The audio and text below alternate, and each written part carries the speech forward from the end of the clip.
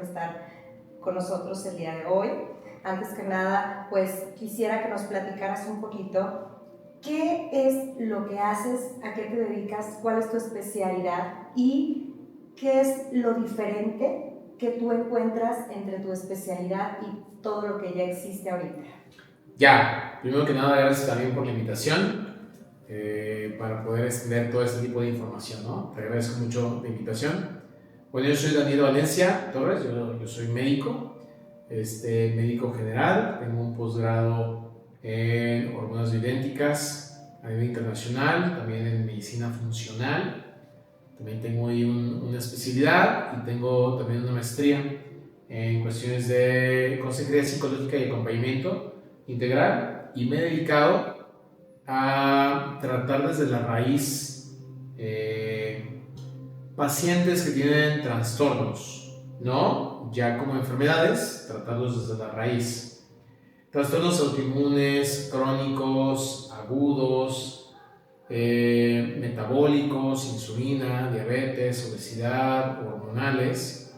Y está padre, es el común denominador, pero también el día de hoy, Sofía, quiero hacer también una aclaración a una pregunta muy similar que me haces, que también ya el día de hoy estamos previniendo la enfermedad. Entonces, si bien hay muchos pacientes que tienen ya una enfermedad establecida, porque un médico lo deriva o porque nos buscó, nos encontró, también hay pacientes, hay personas que buscan mejorar su salud y evitar la llegada de la enfermedad, ¿no? Prevenirla. Y también utilizando estilos de vida, herramientas nutricionales, probablemente hormonas, insumos a nivel intravenoso, tratamientos regenerativos, podemos alargar la vida de un paciente para que viva con mejor calidad, de una manera óptima y prevenir precisamente el desarrollo de la enfermedad. Excelente. Daniel, hay algo que tú mencionas mucho, ahorita en la parte de la prevención, yo me acuerdo que tú comentas que realmente podemos tener el factor de la herencia, podemos tener un tema de generaciones atrás de nosotros con alguna enfermedad, con algún tema pues mental incluso, y eso no generalmente o no tendría por qué impactar en nosotros si sabemos llevar un estilo de vida adecuado y sabemos prevenirlo, ¿no? Tú decías mucho, bueno, podemos tener una pistola cargada con los genes de tener diabetes, tener cáncer, tener alguna enfermedad mental, pero eso no quiere decir que se tenga que dar en nosotros si sabemos cambiar nuestro estilo de vida. ¿Qué nos puedes decir de esto que a mí me parece súper interesante? Pues sí, es súper interesante. Porque imagínate que aquí, cuando este consultorio, en el edificio, en la casa, en la oficina, tienes focos, igual como dijiste, la pistola o esta arma, y esos focos pueden estar apagados o pueden estar prendidos. Entonces nosotros venimos con un paquete, porque así nuestra biología, venimos con un paquete de genes, de cromosomas, de información, que viene, no más información de nuestra mamá, de nuestro papá, vienen desde generaciones, desde que estábamos pues en las cavernas. Entonces nuestra genética tiene información de sequías, de pandemias, de endemias, de carencias alimentarias. Y entonces, pues sí, la biología transmite esa información, como el día de hoy, a lo mejor en el celular, un archivo, un documento, transmite información para que el día de hoy nuestro contexto es muy interesante. En nuestro día a día podamos tener una relación entre mis genes y el ambiente. Entonces, el ambiente se comporta como una persona que prende estos focos. Porque entonces, yo desde que estoy en la pancita de mi mamá, ya nazco, si tengo lactancia, si no, si fue un parto por cesárea, un parto normal, ¿no? Y a partir de ahí, mi desarrollo, mi crecimiento, mi aprendizaje, mi escuela, mi deporte, si duermo bien, etcétera, van a ir prendiendo, van a ir apagando focos en esa casa. Ese edificio puede ser cada vez más grande, primer piso, segundo piso, y entonces entre más focos, pues mayor prendederas o apagaderas, ¿no? De las mismas. Bueno, el día de hoy sabemos que el que domina la prendedera de los genes, pues es el ambiente. El día de hoy lo sabemos. Eso se le conoce como epigenética. Epi significa arriba de la genética, epigenética. Y es muy interesante saber cómo se desarrolló la epigenética, es muy interesante estudiarla o saberla, ¿sí? Pero el día de hoy sabemos que el ambiente va a aprender o apagar esos focos que tú ya tienes. Yo no puedo cambiar el foco, ya nací, ya salí de fábrica, pero sí puedo transformar la manera en cómo esos prenden o apagan. Y lo más bonito, lo más curioso, es que sabemos que el día de hoy que un gen que se apaga o se prende, también interviene otro gen. Entonces viene una concatenación de acciones para que entonces varios genes se apaguen o varios genes se prendan, según el beneficio para mi salud o probablemente en contrario. Esta situación, disculpa que me alargue esta respuesta, pero esta situación es muy importante porque el día de hoy se hablan de genes de obesidad, genes de diabetes, genes de cáncer. Realmente no hay genes de cáncer. No hay genes, eso es una mentira. No hay genes de obesidad. Hay genes que nuestra mente como humanos le digamos genes de cáncer, genes de obesidad. Es otra cosa, son genes. Entonces el día de hoy sabemos que esos genes están a merced. Que le pongamos sus nombres es otra cosa, pero realmente nosotros somos genes de información. ¿Por qué tendríamos un gen que yo lo asocie con cáncer? ¿Por qué tendríamos un gen que lo hacemos con obesidad? Es muy interesante poder responder esa pregunta porque fue, ¿no?, heredada, ¿no? Y desde dónde viene ese gen sería muy importante poderlo resolver. Y discúlpeme que me largue, el día de hoy sabemos, existen incluso enfermedades genéticas metabólicas. Y desde hace más de 50 años sabemos que si nos nutrimos, solamente la variable de la nutrición, si nos nutrimos de alguna manera más que en otras, podemos, a pesar de esos genes, entre comillas, de enfermedad, poder apagar esta tendencia genética solamente con la correcta nutrición. Okay. Y aquí viene algo bien interesante, Daniel, que yo pensaba hace ratito que te iba a preguntar, y es, ¿qué pasa con la nutrición y con la alimentación cuando lo primero que vemos en una tienda, que llegamos con prisa porque no desayunamos?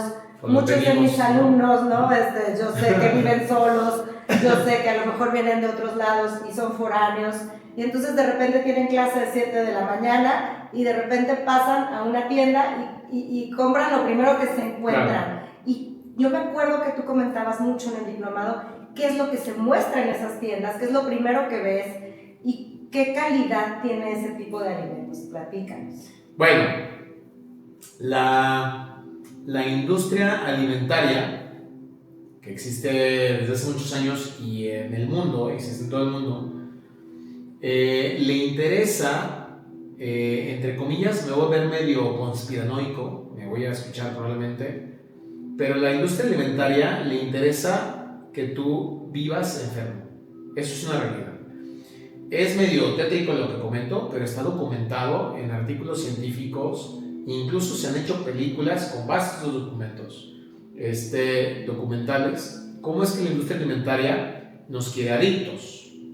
Entonces nosotros pensamos que la tía Rosa, que el osito Bimbo, todo bonito, es una tía muy buena onda, ¿no? Que usa su mandil, que es muy bonita y que el osito Bimbo es todo cariñoso. No, las personas que hacen la industria alimentaria es gente de bata y es gente de corbata. Es gente que sabe cómo se mueve la bioquímica para hacernos adictos. ¿Por qué? Porque venden un producto, ¿no? Entonces el día de hoy pensamos que el procesamiento de la industrialización del alimento, nosotros pensamos que es normal, porque viajo, porque tengo una escuela, porque vengo de mi ciudad aquí a estudiar a Guadalajara, lo que tú quieras. Es normal y realmente es que no. Nosotros hemos vivido más tiempo sin la industrialización del alimento. Hemos vivido más tiempo en eso. Entonces, la industria alimentaria tiene triquis, movimientos, para que entonces tú no las puedas comer solamente una. O para que tú asocies la felicidad de la Navidad con una bebida, ¿no? Refrescante, ¿no? Carbonatada. O que tú pienses que para rendir en el deporte tengas que tomar estas bebidas deportivas de colores, ¿no? Porque los calambres, lo que tú quieras. Entonces la industria alimentaria juega y hace triquiñuelas, diríamos, ¿no? Tanto para la publicidad, tanto para la presentación, tanto para pues el mercado y el comercio. Si un producto no se vende, yo no gano y no hay trabajo, lo que tú quieras. Entonces sí hay un triqui bien complicado. Y nosotros estamos en ese mar, en ese océano. No nos damos cuenta que somos engañados por la industria, no nos damos cuenta. Y el que se atreve a nadar un poquito en contra, pues nos dicen conspiranoicos o nos dicen locos, porque pues entonces eres una persona rara, porque tenemos que estar en esto. Entonces tenemos que saber que hay políticas públicas. México tiene políticas públicas frente a estas situaciones, y en estas semanas, hoy que estamos a 23 de julio de 2025, apenas en este julio se han firmado acuerdos nacionales e internacionales, México dentro de ellos, para nuevamente poner la comida chatarra en su nombre, en su lugar, incluso en los eventos deportivos, ¿no? Se han firmado acuerdos en esta misma semana y se sigue firmando para, primero, hacer conciencia de la población y cuidar la salud pública, en este caso de la población, de la alimentación. ¿Por qué me largo en este tema? Porque si la alimentación, en el alimento, tengo mi mejor medicamento, pues entonces, si la industria me quiere adicto y demás, pues voy a hacer que ese medicamento pues no esté y hacerlos adictos. Entonces, imagínate los niños, la familia, pues nuestro México, las tasas de obesidad, incidencia de diabetes, entre otras cosas, pues, han aumentado porque sí, la industria es un papel muy importante. Hay que poner las cosas en su lugar, ¿no? Ok, súper interesante. Sí. Y aquí viene otra pregunta que es no solamente cómo nos afecta físicamente en cuestión de obesidad, en cuestión de diabetes, sino también ya a nivel mental. Esto a mí me preocupa muchísimo.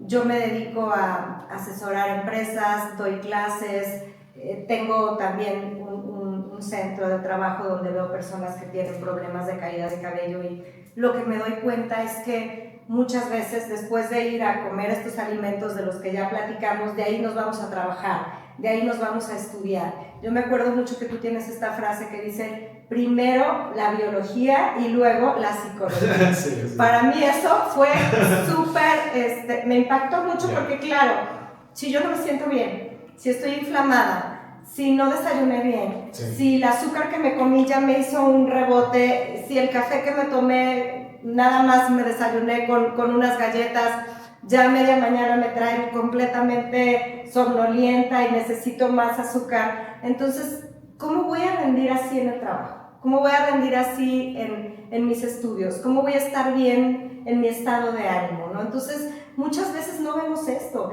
y podemos pensar si mi complexión a lo mejor es delgada o yo me siento bien, entonces yo puedo comer lo que yo quiera, ¿no? Esa fue como una frase que existió durante... Tú estás flaca, come lo que quieras.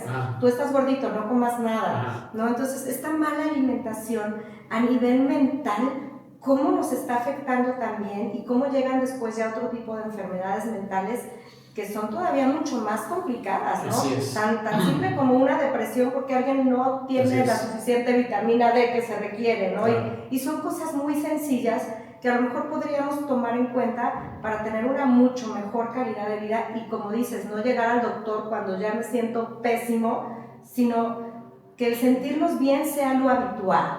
Claro, fíjate que hay muchas publicaciones, hay una muy interesante, apenas escrita, si mal no recuerdo, fue en 2019-2020, apenas hace 5 años. Cuando una persona tiene, niño, niña, joven, adolescente, adulto, tiene sobrepeso, obesidad, o estamos hablando de una cuestión de peso, ya viene un trasfondo de una neuroinflamación. Entonces, la obesidad, el peso, solamente es la consecuencia del problema. Entonces existen problemas en la microbiota, en el sistema inmunológico, en las regulaciones, incluso en neurotransmisores aquí en la cabeza, entre otras cosas, no son las únicas, hay un proceso oxidativo, inflamatorio, entre otras. Entonces la consecuencia que vamos a tener es el peso. Entonces, puede pasar tiempo en el cual una persona se pueda sentir, vamos a poner la palabra, mal o no óptima, y entonces es tiempo para que el desequilibrio se vea reflejado en un peso. Ahora, hay genéticas donde el peso no se ve reflejado.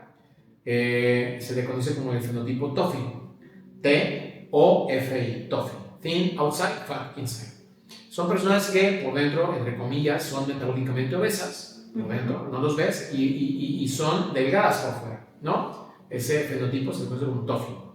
Bueno, como yo, mi sociedad, mi cuerpo, mi familia dice que estoy delgada o delgado, y pues no voy al médico, pero adentro hay alteraciones, pues entonces la cosa se vuelve un poquito más complicada, más grave. Lo que quiero dar a entender es que tu biología se va a adaptar y va a seguir adaptando procesos metabólicos, mentales, digestivos, circadianos, hormonales, sexuales, cabello, uñas, energía, ánimo, alegría, tristeza, y a veces la obesidad es solamente una de todas otras demás aristas.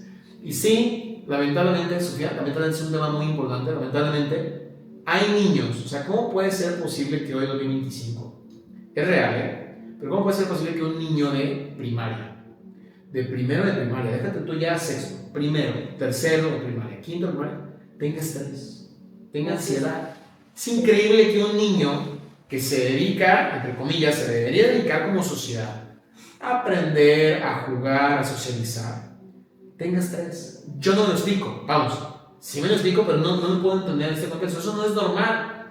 Entonces hemos normalizado, como lo comentaba, pues la toxicidad, la mala alimentación, el incluso mal manejo de un embarazo, entre comillas. No hablo por un ginecólogo, hablo por el cuidado del embarazo nutricional e inflamatorio, y que eso entonces va a predisponer un cerebro, una actitud lábil en un mundo donde nos han dicho que tengo que estar estresado, moviéndome, tomando café, ¿no? Tomando bebidas para poder llegar a una óptima, y siendo más dependiente de eso, cuando tiene que ver en ajustes nutricionales, incluso desde antes de embarazarnos. Va por ahí.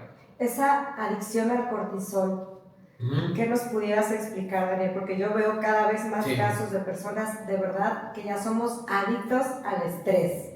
Y de repente, ¿qué nos pasa? Que cuando no lo tenemos nos sentimos mal y lo buscamos. Así es. ¿Dónde están esos receptores en las células que nos dicen, ya estás tan acostumbrado a vivir en ese grado de cortisol tan elevado que ya nos sentimos, ya no podemos trabajar, ni vivir, ni funcionar de otra manera? Es súper interesante cómo se modula el estrés. Mira, uno de los primeros médicos que estudió el estrés fue un endocrinólogo. Los endocrinólogos son personas que se dedican a estudiar las hormonas, ¿va? Esta persona, Hans Selye, empezó a estudiar el estrés en 1950, 1960. De hecho, fue nominado a premio Nobel varias veces. No se lo dieron, pero bueno, ¿no? Y en 1963, realmente no es mucho tiempo, probablemente menos de 100 años, ¿no? 90 años, 80 años. En 1963 habló de cómo el estrés, a ver, déjame aclarar algo, el estrés era un concepto que solamente se manejaba en la física. Entonces yo agarraba un globo, por decir algo, le ponía el dedo así y se deformaba, eso era estrés. Estrés era quitar, modificar el estado físico de un cuerpo, ¿no? En la física. Y entonces Selye habla del estrés, modificar el estado físico, ahora de la biología.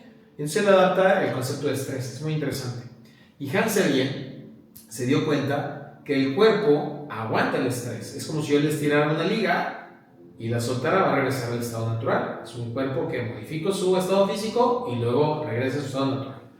Pero resulta que Selye fue muy inteligente y dijo, también hay modificaciones del estado físico, dinámico o estado biológico, y va a llegar un momento que si yo estiro mucho la liga, ya no va a regresar. Claro. Y entonces lo definió como etapas del estrés. Estamos hablando de 1963. Primero lo estudió en ratas. Es muy interesante, muy interesante su estudio. Y entonces, cuando a la rata le infringía estrés, llegaba a tener alteraciones de enfermedad mental, inmunológica, digestiva, tamaño, incluso cambio de piel, bueno, cabello, pelo de la rata. Y se dio cuenta que varios órganos en esas estiradas de estrés ya no se podían adaptar. Rompían su estado biológico, ya no podían regresar y entonces venía una enfermedad. Bueno, nuestro cuerpo biológico aguanta esas estiradas de liga. Pero llega un momento donde la liga empieza a deformarse y entonces nosotros nos vemos adictos. Porque la sociedad, nosotros hemos aceptado esa estirada como necesaria. Y entonces tu cuerpo va a llegar a romperse espero que no, pero va a llegar a romperse. Y es por eso que generamos esta adicción, porque pensamos que es el estrés el que nos va a dar un empuje. No quiero alargarme, pero es muy interesante hablar de esto. El cuerpo modula el estrés de varias maneras. Lo regula por neuronas, por hormonas o por los dos. Y hay una cosa muy importante, muy bonita, Sofía, que cuando el cuerpo detecta, ¿no?, neuronas, hormonas, la modificación del estrés, luego lo va a imprimir, lo va a sellar y lo va a poner en los genes y lo va a transmitir.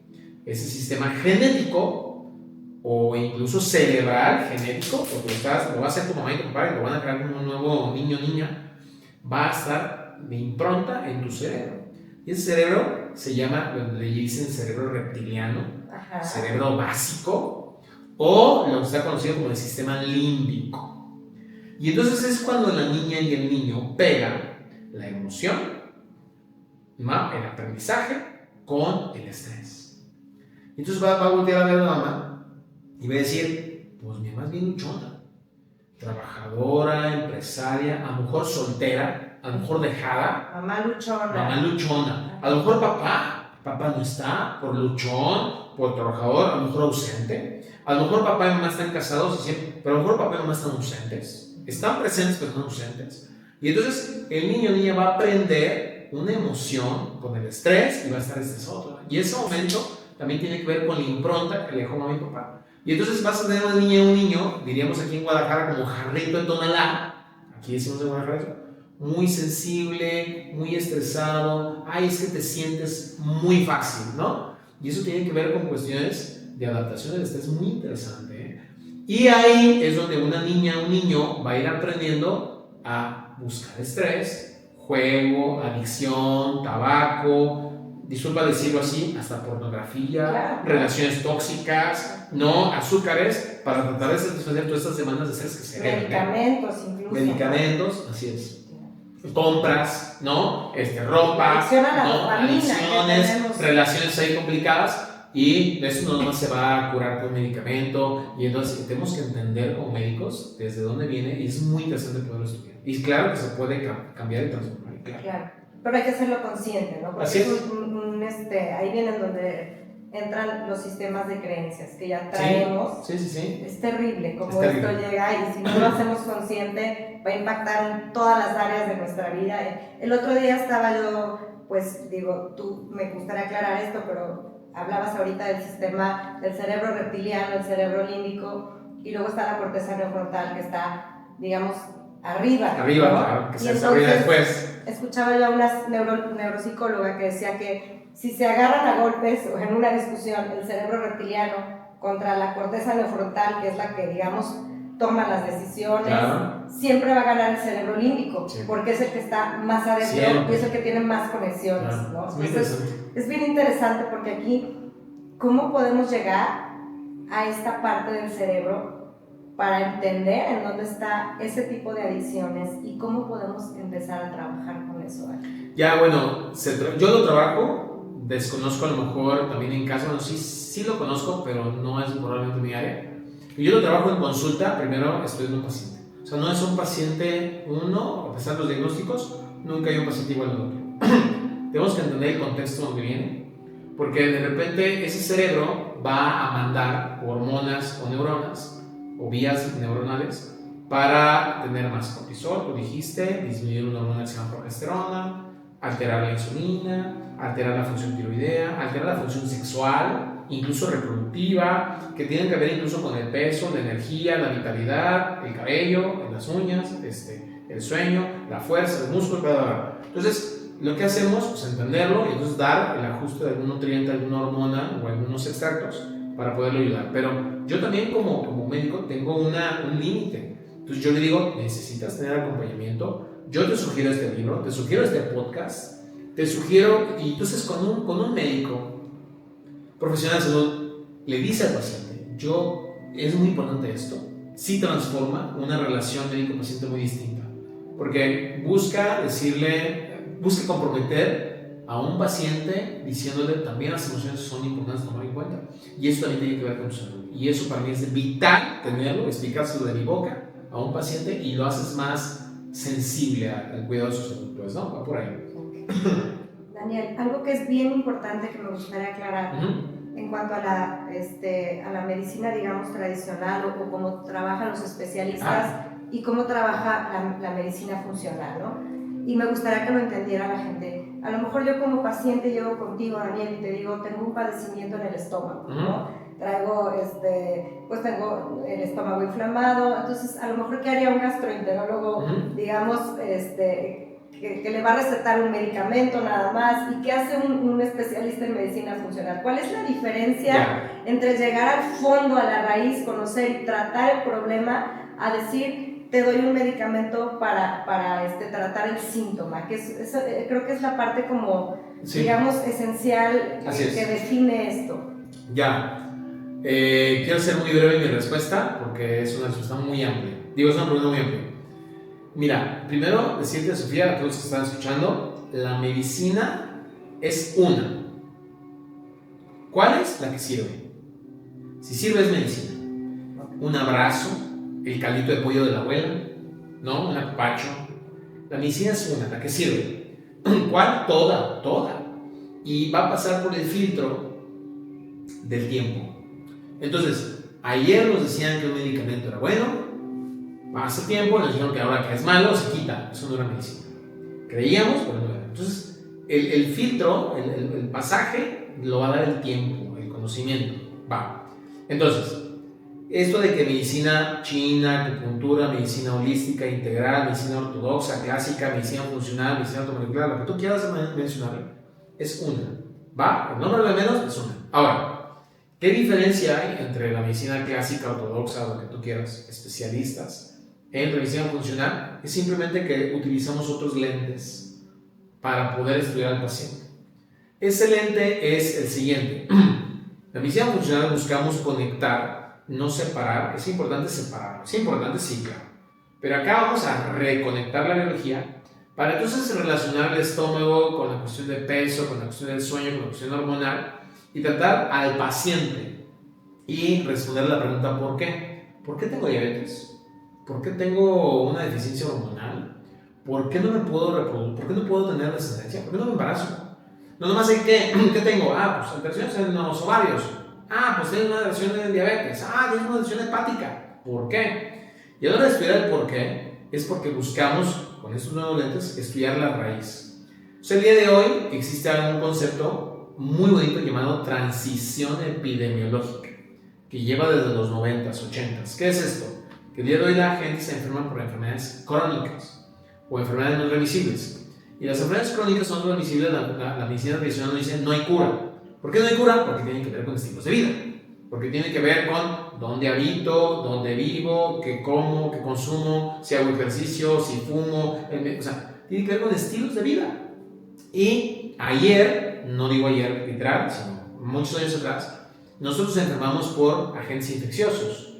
Una diarrea, una cuestión de infecciones de vías urinarias, una cuestión de gripa, entre otras cosas, ¿no? Se inventaron las vacunas, se desarrollaron los antibióticos y entonces la gente ya no enfermaba de enfermedades agudas. Las enfermedades agudas empezaron a ir hacia abajo. ¿Qué pasó? Que yo ya no moría a los 30 años, a los 40. Yo vivo más tiempo. Pero vivo más tiempo siendo viejo, o envejecido, o de mala calidad. Y entonces la edad es un factor, entre comillas, bueno, no entre comillas, es un factor de riesgo muy claro, porque entonces yo vivo más tiempo. Si yo más tiempo, con mala calidad de vida, con mala alimentación, entonces me vuelvo más viejo y el reflejo de ese envejecimiento es la enfermedad crónica o la enfermedad no transmisible. Que el día de hoy se ha recorrido de 60, 70 años, 50, 40, pero vamos desde chiquitos. Entonces resulta que algo está pasando. Vivimos más años, pero más años enfermos. Más años siendo enfermos y de mala calidad de vida.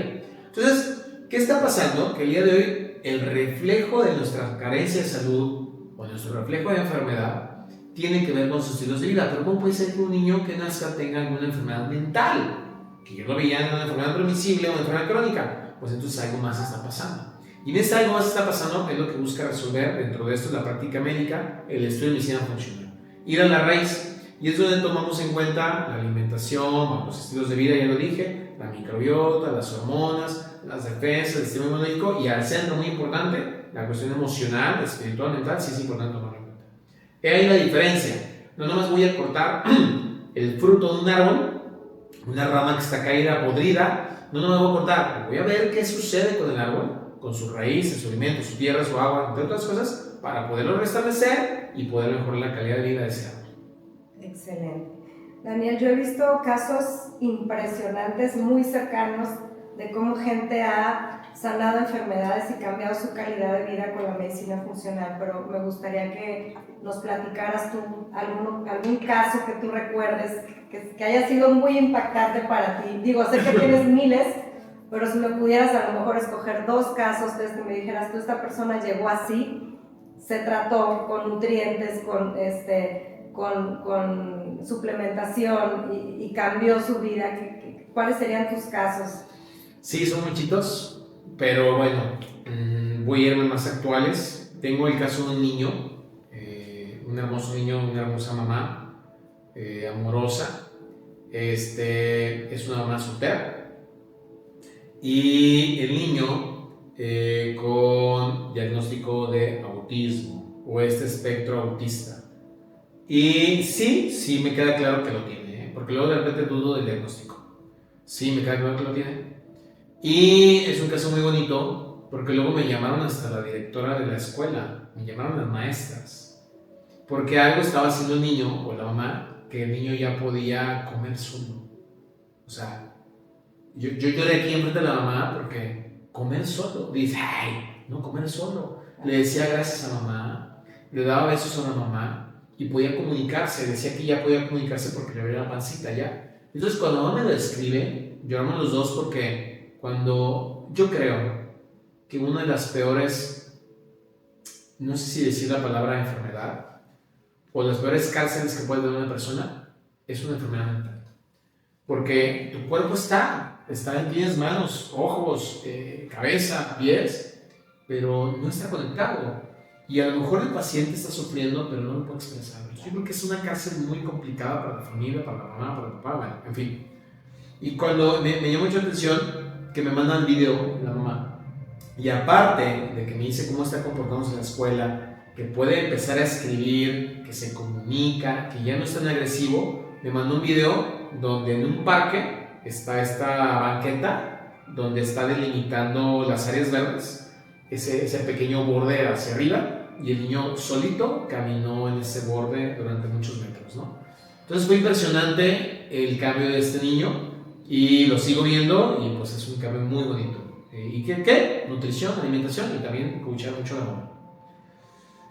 Un caso también pues impresionante es lo de diario, la verdad es que eso sí lo de diario, cuando quieren hacerme padrino, porque pues intentaron in vitros, implantaciones, intentaron estimulaciones ováricas, hormonales, y no pega, y cuando te dicen y te comparten que están embarazados, pues la verdad es una alegría. Luego te invitan a ser padrino, pero yo digo, a mí no me inviten de padrinos, porque pues no, imagínate, no podría con tantos, pero esas historias es muy bonito tomarlo en cuenta, ¿no? Y eso estamos, pues es lo de diario, es muy bonito la satisfacción de una pareja, de una mujer o un hombre, que buscan pues, tener descendencia y que casi tienen la toalla y que finalmente sí, es muy gratificante.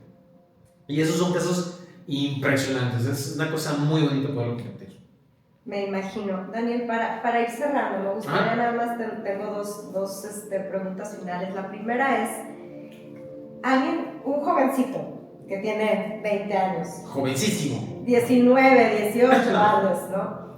¿Qué les recomiendas ahorita que a lo mejor todavía, pues, no se sienten mal, están al 100, sus niveles de hormonas están al 100?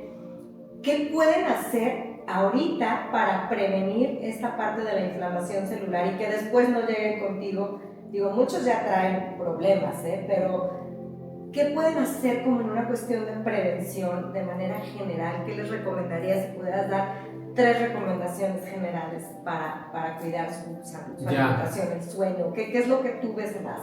Oye, cuando haces esa pregunta, yo me acuerdo de mis 19, hace muchísimos años, 19, 20 años.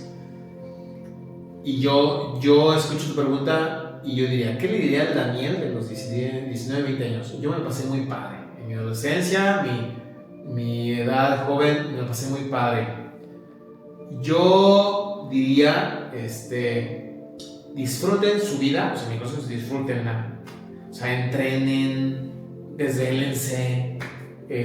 Sí, porque es un momento muy bonito. O sea, yo sí invito a eso. Y entonces, si en la desvelada, si en la entrenada, si en las salidas, si en las comidas, hay una alarma que digas, caray, aquí me siento más agotado, aquí hay un sangrado, ¿no? Una menstruación complicada, o lo que tú quieras, porque hay tantos ejemplos, ¿no? Niveles de energía bajos, oye que mi cabello, oye que mi energía, oye que mis lesiones, constantes lesiones. Entonces, el consejo sería, eso, dale una oportunidad. O sea, es un aviso, ¿no? Pero si no lo disfrutas, o sea, si no te permites, a lo mejor esas señales no podemos captar. Entonces, vívelo, gózalo. Sin duda, tu mamá y tu papá a lo mejor están ahí como sacándose los cabellos, pero qué padre, qué bonito es haber disfrutado esa No, y si no lo hacen en ese momento, ya nunca más. Ya nunca más. Nomás están presentes de su cuerpo, ¿no? Así es. Yo te diría eso, chécate esas pequeñas etapas. Otra cosa que te diría, un consejo muy tonto, entre comillas, es, híjole, es bien complicado, pero las relaciones sociales que tenemos en esta etapa marcan la vida, disfruta tus relaciones sociales y si también, porque también hay mucho tema de salud mental, ves que una amiga, un amigo o que este núcleo, hoy compártelo con tu mamá, con tu papá, con alguien que tú tengas confianza, porque también esas relaciones no están bien, ¿no? Y tú más que nadie sabes si te conviene o no te conviene, ¿no? No le hagas caso a ese grillo, Pepe Grillo que tienes aquí, ¿no? Bueno, y no sé, un tercero, que es complicado porque está en una etapa muy bonita de su vida, pues sí, diría la alimentación. Si pueden, lean etiquetas, si pueden, documentense más sobre alimentos, si pueden, cómprense, si pueden, háganse. No tiene que ser caro, háganse sus alimentos. Yo diría ese es un mejor consejo. Y fíjate que ese consejo del alimento, de cuidar o hacerse el alimento, Sofía, viene desde papá y mamá.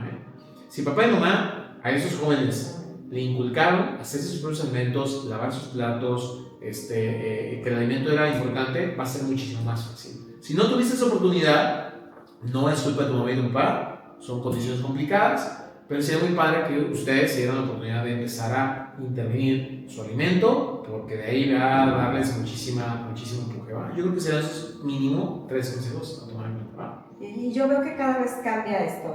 Yo me acuerdo cuando yo estaba en la universidad, yo llegaba con mi coca y veo que mis alumnos ya traen su botella de agua de repente. Sí. Sí veo que ha cambiado un poco. Sí, se ha cambiado. Ya nada más, Daniel, me gustaría para finalizar, mis alumnos están en la licenciatura de Hospitalidad y Turismo. A mí me encanta esta rama del turismo, me apasiona muchísimo y creo que tiene un crecimiento impresionante en México. Sabemos que ahorita todo lo que son pues, cirugías, turismo dental, turismo de adicciones, está teniendo en México mayor impacto que incluso el turismo de diversión. Sí. Está teniendo ahorita un auge enorme por la calidad de doctores que tenemos en el país, por los precios que manejamos, porque estamos cerca de Estados Unidos, de Canadá. Pero ¿qué nos puedes decir tú del turismo que está enfocado a los mismos doctores? Tú que te dedicas, tú das te dedicas a dar diplomados, cursos, capacitaciones. A mí me ha tocado ver que vienen especialistas de todo el país. ¿Qué hay de oportunidad para los especialistas en hospitalidad y turismo en esta rama del turismo? ¿Qué nos puedes decir? Pues es una rama real, actual y con muchísimo presente y no dudo que muchísimo futuro, que el futuro se viene así rapidísimo. Pues mira, todos los días, todas las semanas, Sofía, yo tengo pacientes que vienen incluso del extranjero, que vienen a una consulta, que vienen por nutrientes o que vienen a una terapia regenerativa. Incluso mañana mismo tengo 2 de fuera del país. Y pues hay que atenderlos, hay que recibirlos y se les da mejores precios. Digo mejores precios, me refiero en comparación a lo que ellos tienen en sus países, ¿no? En sus ciudades. Y si es una realidad, yo no me dedico a recibirlos, mandarles en el hotel. Sí se han acercado conmigo varias empresas para que pueda tener una especie de contrato o servicio. Les digo que ahorita no me es posible. Pero sí es una realidad de gente que viene, que se mueve. Incluso he estado algunos días aquí para buscar un tratamiento integral. México sí es punta de lanza, he tenido contacto con varios de Sudamérica, he ido a Sudamérica a dar charlas, congresos, hemos ido también a Miami a dar congresos donde ahí se reúnen muchos latinos y sí, México es una punta de lanza, en cuanto incluso de liderazgo en la misión funcional integrativa regenerativa. También hay otros países muy buenos, ¿no? Brasil, Argentina, diría Chile, Uruguay, Colombia, pero México es una punta de lanza muy importante. Hay mucha demanda y tanto en la medicina estética, regenerativa, nutricional, incluso simplemente el acceso a laboratorios de sangre es muy difícil en otros países, España, incluso Estados Unidos, Canadá, un poquito en Colombia. es complicado a veces hacerlo y aquí pues realmente es fácil, ¿no? Entre comillas es fácil. Y sí, también, tú lo dijiste, sí hay muchos profesionales de la salud, cada vez más somos más haciendo una medicina funcional integrativa y entonces pues se hace ruido, suena, te conocen y pues quieren venir acá y pues sí es una realidad, ¿eh?